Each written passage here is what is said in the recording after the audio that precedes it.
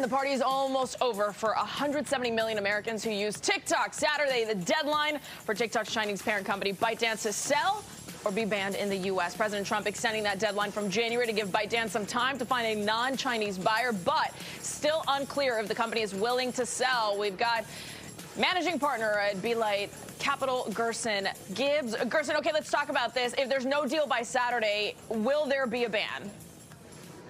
There will possibly be a ban if there's no deal by Saturday, but Trump has indicated that there can be possible extensions to negotiate a better deal.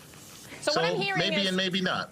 Yeah, what I'm hearing is the president wants to make this happen. He wants to keep TikTok around, but he also wants an American company to own it.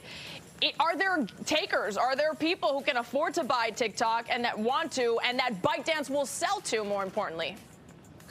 Well, there are definitely some interested buyers that can afford TikTok, like Amazon. We have Microsoft in the mix.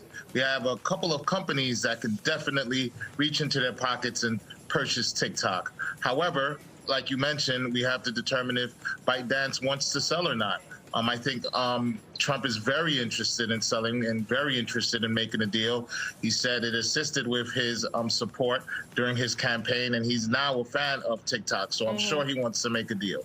And it seems like he's changed his leanings on this. He used to be ban it, we should not give our information to the Chinese, and it seems, to your point, the campaign, it benefited being on TikTok, and it swayed him to keep TikTok around.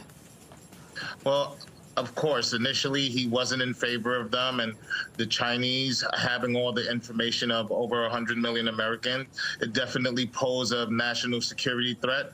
However, that's why we're going through this process and trying to come up with a deal that can work for both parties. Okay, we'll see exactly what happens there. Any predictions, Gerson? I know that you deal in stocks and you have to make these like quick decisions. What do you think is going to happen Saturday?